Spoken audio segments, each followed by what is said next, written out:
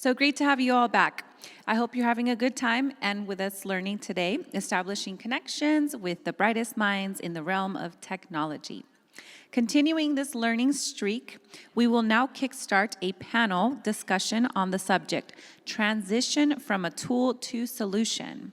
I would now like to welcome Mr. Patrick Riley, President and CEO of New Horizons of Wisconsin, to the stage. He will take the proceedings ahead. Please put your hands together and welcome him on stage.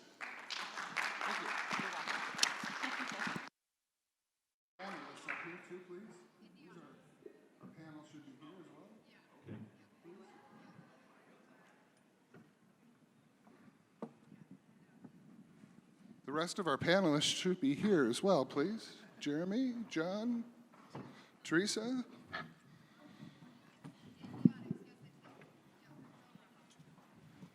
Jamie was here. There's Jamie. Okay, terrific.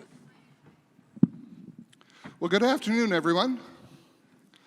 It's been a busy day here already, and so thank you very much for taking the time to spend with us here this afternoon.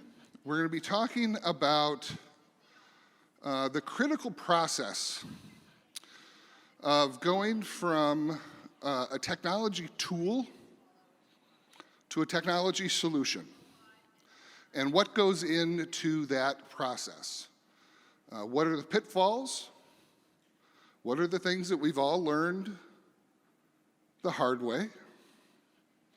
Hopefully some things that we've learned the easier way. I would encourage anyone with any questions as we go through this process to come up to the microphone here that we have standing in the middle of the room. We'd like this to be as interactive as we possibly can, given the time frame that we have today. We have some amazing panelists, and I'd like to start with Theresa to my left, if she would please introduce herself and her background. If you'd like to take that over, please. Hello. Hi, I'm Theresa Hong. I'm the founder and CEO of WC Playground. What we do is we're looking to use crypto and blockchain technology and figure out how we can use the technology for real-world problems. And that's what we do. And so I work mostly with creative people to figure out what their issues are, what issues they're having, what barriers they face, and that's currently what we're doing in the space. My name is Jeremy Berger. I am the founder of Berger Consulting, which is a boutique consulting firm focused on hardware and software asset management. So very focused on cost optimization around hardware service warranties, software volume license agreements, and the dreaded audits that Microsoft and Oracle and all of those folks throw at you. No offense, but yes. So I also am published author, Rethinking Information Technology Asset Management, released in April, and obviously I like talking about it. All right. Hi, I'm John Rankins. I've been training and building sales teams for more than 30 years, and my expertise is actually just driving sales. Currently have over 4,000 salespeople throughout Southeast Asia, and we sell skincare, car care, and now software. We created a solution, an all-in-one solution that actually drives sales so that we can support other companies in achieving their goals. And hi, I'm Jamie Fox. I'm fighting a little cold today. I'm from Microsoft, and I promise not to audit anyone, at least in this room, okay? Yeah, I'm also a strategic account technology strategist in our healthcare vertical. So my job is a kind of a pre-sales technology strategist, where I make sure that Microsoft stays aligned on a technical level with one of the largest healthcare accounts. I also am on several different advisory boards, including Divergent, where Emily Carson was here in the last panel, as well as a startup called Cogni, which uses AI for security, and I'm also an investor in a sports AI startup called iSportistics. All right, terrific. And my name again is Patrick Riley. I'm the president and CEO of New Horizons of Wisconsin.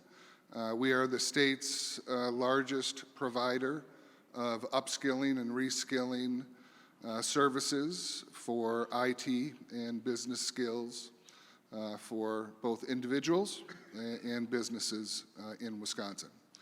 So we are all very grateful and thankful to be here today. So let's kick this off. First of all, I think we should define a couple of terms here. Let's talk about what is a tool. There are a couple of things that Jamie and I were talking about earlier today about how we can define tools in a few different capacities and how they interact with our organizations a little bit differently. Jamie, you want to maybe pop into that a little bit that we were talking about and how that interacts with organizations a little bit differently, please? So when Patrick, excuse me, when Patrick and I were talking about tools specifically to Microsoft, we talked about Excel, right?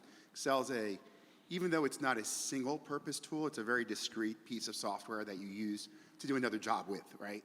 So we all use Excel, right?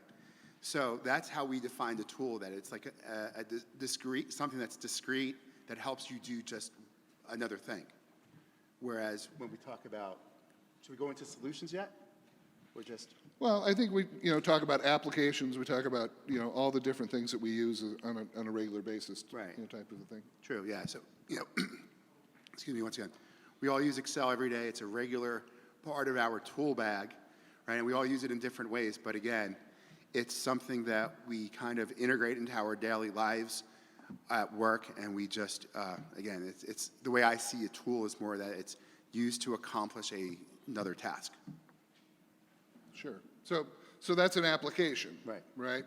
Then we have things like platforms.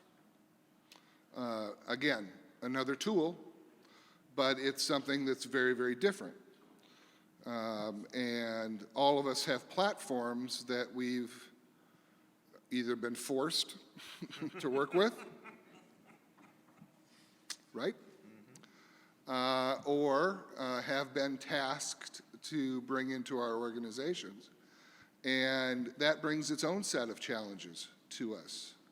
And I think, one of the things that's interesting, John, who has a background in CRM, and I thought, as we were talking earlier, that's a great example of something that we all have in our organizations, and he has really taken it to the next level. And John, if you wouldn't mind just taking us through everything that you've done with that, really just from kind of beginning, and not to end, obviously, there is no end. I hope not. I have a 3-year-old boy. You got to put him through school, right? So there's no end for you. But you've really taken the CRM framework and not looked at it as just a platform, but you've looked at it as almost like a runway, right? As you were explaining it to me, and I think that the folks here would really benefit from hearing your story and the way that you've done that. So would you mind sharing that with everybody? Credit to you. Earlier you said we have all, experienced problems and overcame challenges, and ultimately that's what I did, creating the solution, the all-in-one sales solution for myself, because as far as CRM is concerned, 65% or 70% of CRM that's sold out there on the marketplace is never even used. It's complicated, people are not trained, and you sell them this tool, and for the most part, they say, well, it doesn't work, because even though I got this, it doesn't work. And to Dr. Alan Bernard, who's out there, who's a genius I had lunch with, for the most part, CRM is just a tool, but ultimately, when you deliver a service or a product to customers, they want the end result. So to develop a solution, you actually have to create the end result for whoever you're working with. And so ultimately, that was my problem that I needed to solve, because I had over 2,000 salespeople throughout all of Southeast Asia, Taiwan, Indonesia, all speaking different languages in different countries with different cultures, and I wanted to scale my business. And I created a system that worked offline. And so I went to these big companies and I said, look, I just need you to make this digital so that I can engage my people and take it to the next level. And no one could, because they had tools, but ultimately they didn't work for me as a solution. So I went back and I hired developers to solve my own problem, because a CRM was not doing it. It's basically a glorified address book, but it doesn't drive sales. It doesn't retain people. And that was my challenge. I needed to retain people because I was growing at such a rate, yet my turnover was so high. So we developed sales boards and gamification, and we gamified an actual platform with all of the sales metrics, with rewards, recognition, competition, compensation, the psychology that actually drives salespeople to engage and help customers and clients find a solution, with marketing, with the training. Because when companies reached out to us and we started working with them, a lot of times their biggest challenge was training. They said, well, we have the solution, but our people don't know how to use it. And then if they have the training and they have the psychology, they said, well, we don't have the leads. Our people don't have we cannot generate the leads. So we built sales, marketing, training, all in one platform that solves a huge problem for people. And it actually generates sales. Amazing, isn't it? When the thing works right, it actually generates sales. It's allowed me to live life actually raising my boy instead of being away from him all the time. Right. And that is a solution, isn't it? That's a big time solution. So I really want to be just, CED, Chief Executive Daddy, and everyone else can be CEO. I'm fine with that. Yeah, there you go. That's a tremendous solution. So Jeremy, I think one of the things that's fascinating about your approach to tool versus solution is that you look at it, and I'm going to oversimplify this, so forgive me. This is going to sound fairly dumb because it's going to come from me, but you look at it almost in reverse, don't you? Right. I mean, I'm oversimplifying it because I have to get it around my own brain, and I'm hopeful you're going to give these people far more knowledge than that. But essentially, that's a lot of the way that your outlook on this is. I mean, it's ITIL based, and it's based in a very active theory and implementation. But you really look at this almost from a backwards. So could you take us through that, because it's fascinating? Yeah, so in the asset management world, there are really two different methodologies. And let me take a step back. And for me, when I was asked the question about tool and solution, it is the application of the methodology. To take your two examples, Excel is a wonderfully flexible tool. You can use Excel as a CRM, and it can do the job. But if you need something bigger, something more robust, like you were saying, you need a different kind of tool. You need a different methodology then, because you have evolved away from the simple beginning tool into something that's a little more larger, scalable, and solves other problems that you're experiencing. So in asset management, we have an issue where a couple of the larger tool providers, and we're all friends here, so I'm going to name names. ServiceNow, Flexera, used to be called HPM and now Micro Focus bought them. Maybe you've heard of these, maybe you played with these, I'm sorry. When you've been in asset management as long as I have, you start to get a little jaded. But the issue is that these tool account reps and salesmen will come into an environment and say, here's your solution. We can solve it for you. It's that simple, and if you are having problems with it, well, it's not us, it's got to be you. So in my line of work, in my methodology, and I lay this out actually in my book. See, I told you I'd plug it. Yeah, there we go. Hold on, that's number one. I'll write that down. There you go. Yeah, you're going to one. keep a tab, right? Yeah, Yeah. Okay. So the issue is that you've got an oversell, an overreach of what the tool can provide as a solution without any underlying methodology. What I have realized in my line of work is that there is a new methodology that we can bring in that can then solve some of these gaps. So we've got this, there comes a point where you have to become very careful when you have a new tool that you don't get out over your skis and start promising more than what it can deliver, a fake it before you make it sort of mentality. And that's what my solution is trying to solve. And I see a lot of companies, a lot of my clients trying to dig themselves out of that trap. The year 2, year 3 after being tightly integrated with the ServiceNow solutions, the Flexera marketplace, whatever they call it, and there's like a half a dozen others out there. Interesting. Now, when I talked to Theresa, this got over my head in about 10 seconds. This might have been a record. So I'll just say one word. She's in cryptocurrency.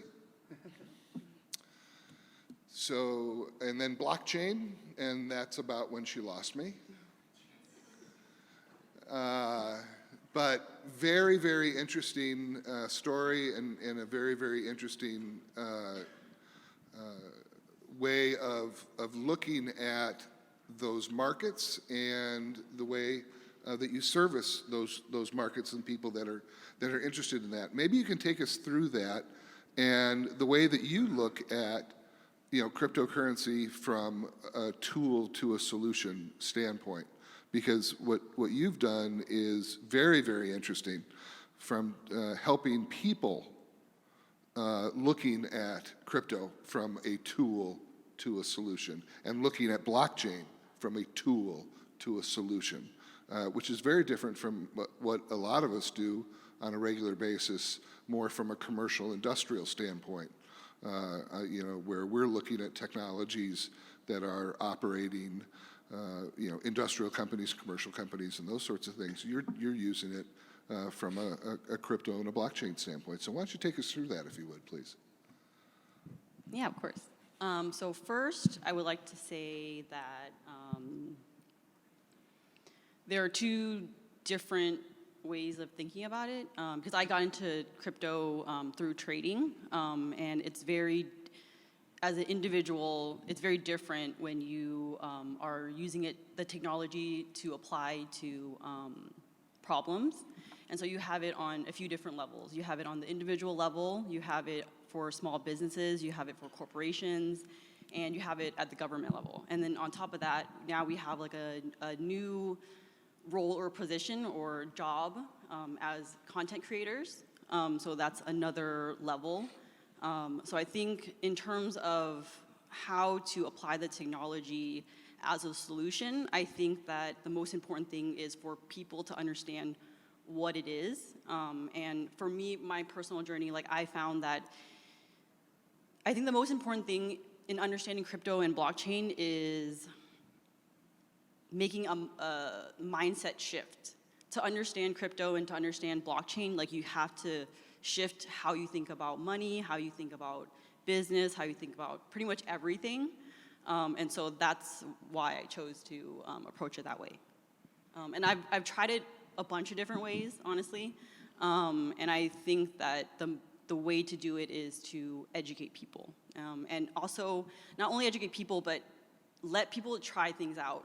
Because like talking about CRM and Excel, like I used to work in e-commerce, and I know how important tools are in that space. But also with tools, there are a lot of bugs usually when we're like learning to use new tools, there are a lot of bugs that we have to work through. And that can add another layer of complexity to a problem.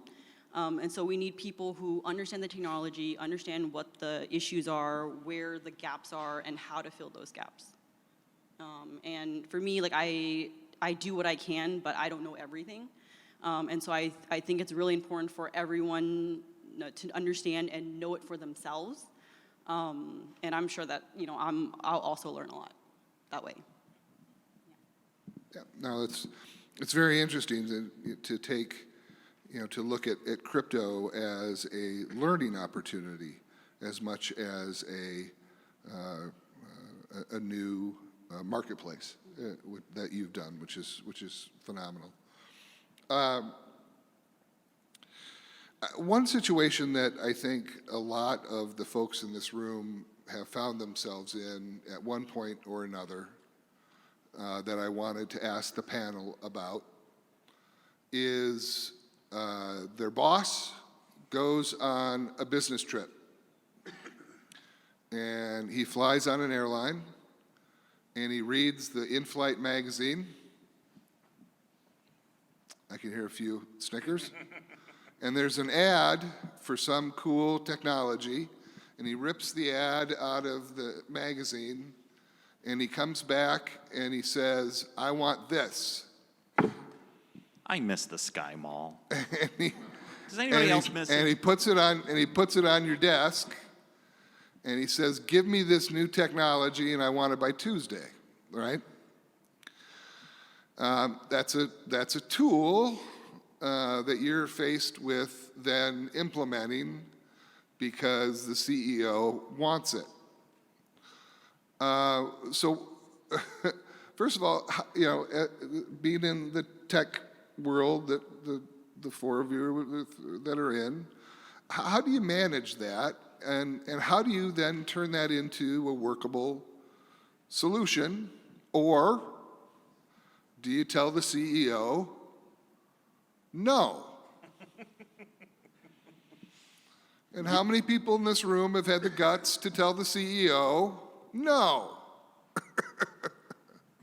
There's a few I'll take hands that. being raised in the room. I'll take that answer. And this is where asset management gets really kind of loud. You and I were talking about this scenario, and I always heard it referred to as the back nine pitch, because somebody's golf buddy shows off something that their phone can do, and they come back to the office and look at the IT department and say, I want us to do that. We have to beat that. From the asset management perspective, this is where you get into a lot of scope creep and over tooling and over feature activity, because we become so enamored with the tool as a tool itself, instead of really taking a step back and looking at what's the problem we're trying to solve, what's the thing that we want to do. It's so easy to fall into the trap of the whiz bang and not really say, are we already doing this? So, go ahead. So I've been at Microsoft for 14 years almost, and I'll give you a software vendor's point of view. I also spent 1 year at Tableau. I'm sure most of us know Tableau, right? So I got to Tableau about the end of 2013, and in my orientation as a seller there, we were qualifying customers. Are you ready for us? And if we didn't feel that you were ready to be a Tableau customer, we would not sell to you.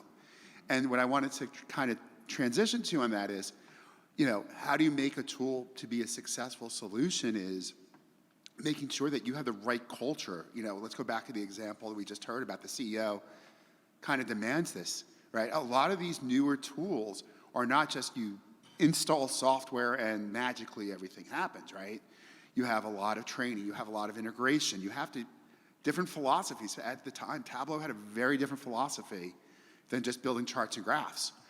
So I think a lot of it, and I know we talked about this a little bit on our last panel, is culture. Do you have the culture to adapt to new ways of thinking? Do you have the culture to really take a problem head on and just use the software as a tool to accomplish that, right?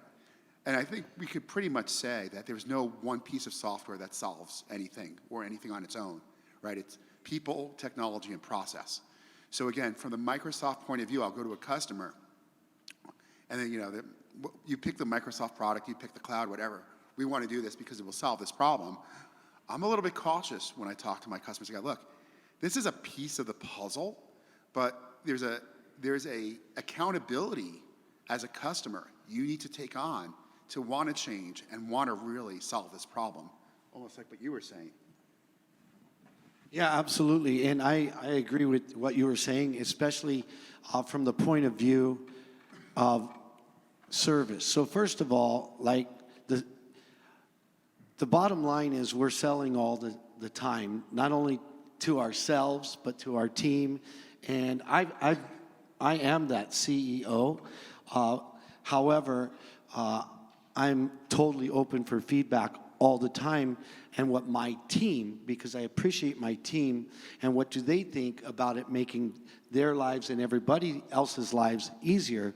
So I always refer back to the 3S principle as far as, first and foremost, coming from service. If you come from service, you're never nervous, and you should be able to present and enroll your team about why is this, where's the value? Because there has to be value. There has to be a value exchange in everything we do. So first of all, I always enroll by coming from service to my team, to the clients we're going to service, and how is this going to impact others' lives. Number two is, what problem do we solve? Because ultimately, there's lots of different tools that could add up into the solution, but it's got to solve a problem. And even if you make a sale, that's transactional, and you come from service, it's still transactional, unless your customers are finally satisfied, right? And re-engaging and wanting to use whatever solution you have.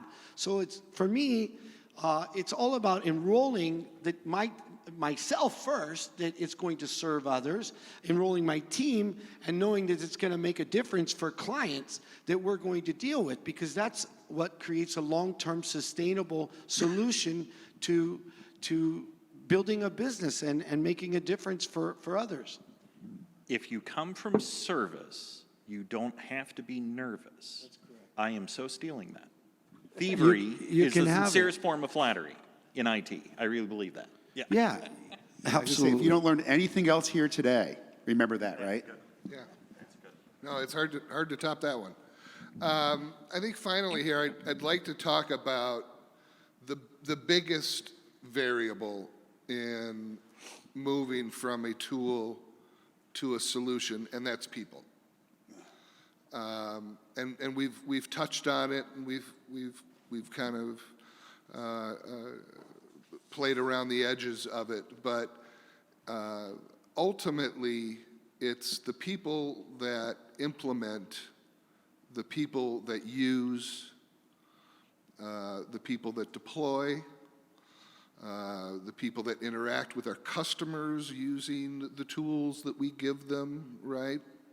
That will define whether or not the technology tools that we give them are going to be viewed as a solution or, at worst, a hindrance to their daily lives.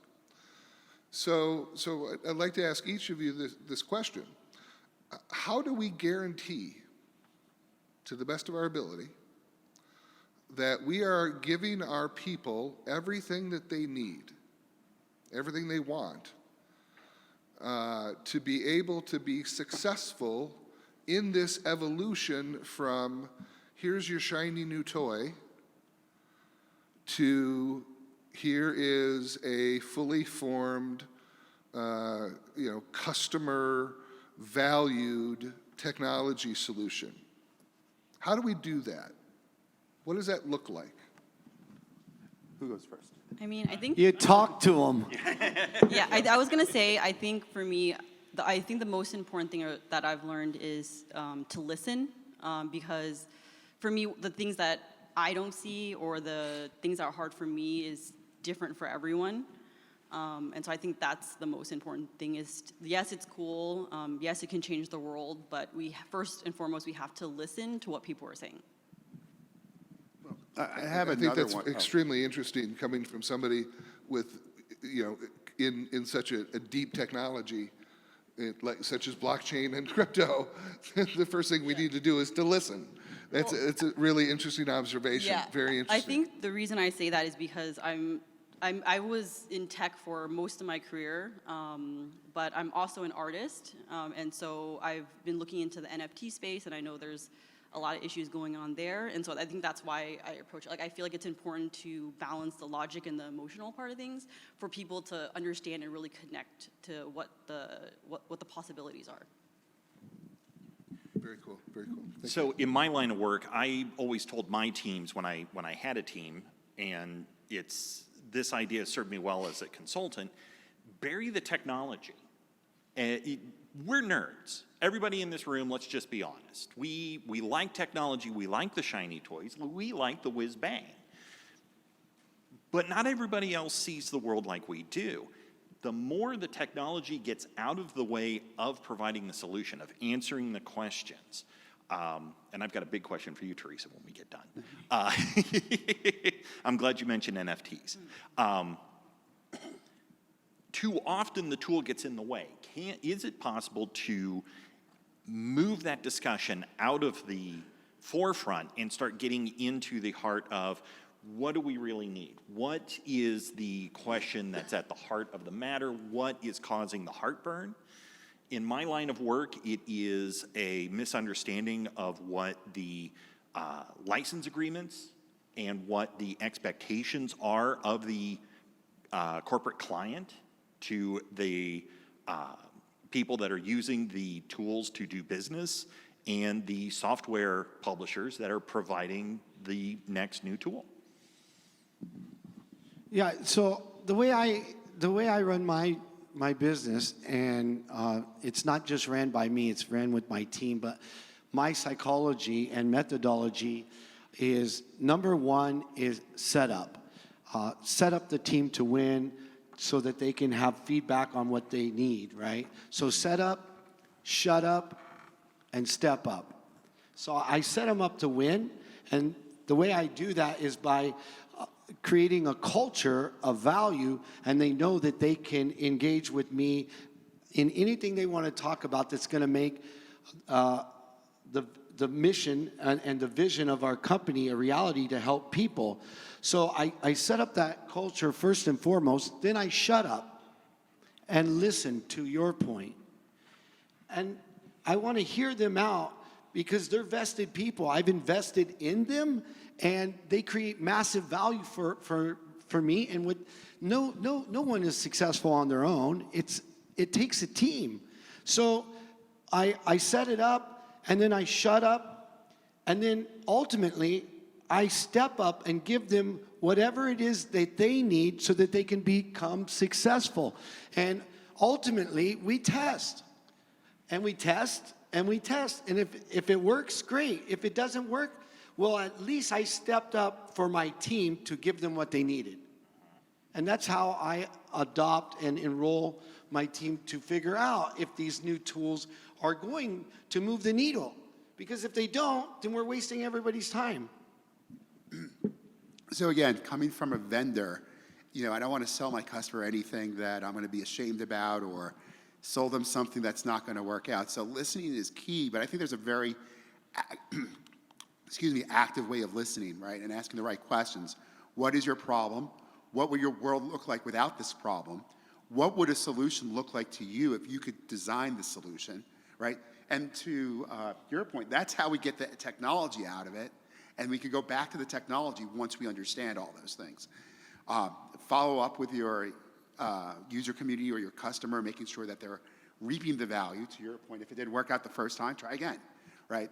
But another thing also from a vendor that I don't understand customers don't do enough is ask for references, right? You probably, no matter what problem it is you have, are not the first person to have that problem. And I think most vendors out there are more than happy to say, you know, if you ask, such and such a company had the same problem you do, I'll let you talk to them. So, you know, there's a lot of things you can do between active listening, envisioning, right? What would this solution look like in your environment? What would your life be like with a solution like this? And asking for references. Great. Good. Yeah, that's an excellent point.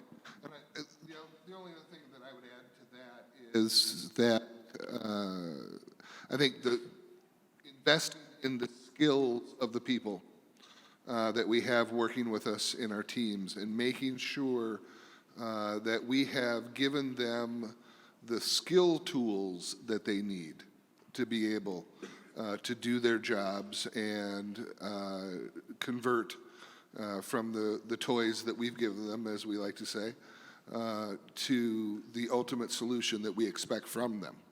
And if someone doesn't know how to do something, we can't expect them to do it, right? And that's important. One more thing to add, and this is something, again, I'm not trying to be too Microsoft specific, but we invest a lot into change management and helping our customers with change management. Again, culturally shifting those things, right? It's not about just buying the software and walking away and being happy. You know, there's a huge element, I think, to your point about training and all that. It could be an entire change management process from simple technology skill all the way up to a mindset of an executive.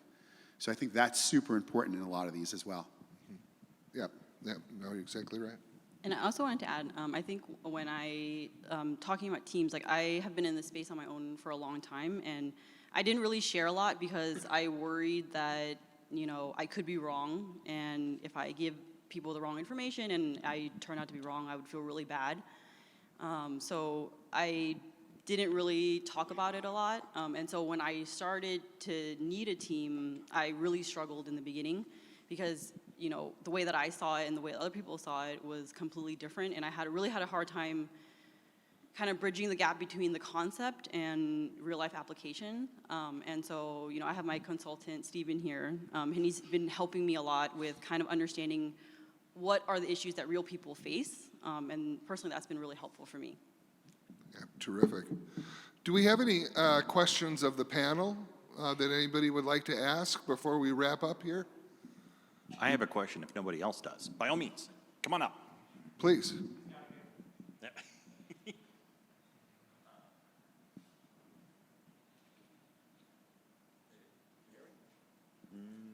should be able to. If not, you can have this one. Yeah. Oh. Sure, go ahead. We'll repeat the question. It's all right. All right. So we have a tool that solves one solution.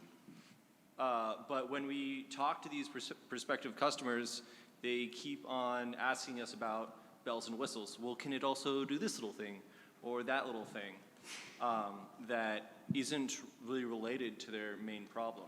When is, I guess, how do you sort of communicate that, hey, this solves your main pain point. You don't need all these bells and whistles. So I have a good way of doing that in my role is what are you trying to solve by that bell and whistle? Get really to the heart of the matter. Why do you want that? And then it's a lot easier, again, service, what is it, service? It's service, solve the problem, and satisfy. The service makes you not nervous, Yeah. Yes. right? So it Start makes with it service, yeah. and you won't be nervous. Yes. And if you just say, hey, look, you know, the tool we sell or the piece of software we sell addresses problem A, B, and C. You see, we see it that you have a different problem. We're happy to help you with this problem. It makes it a lot easier when you really try to understand why they're asking that question.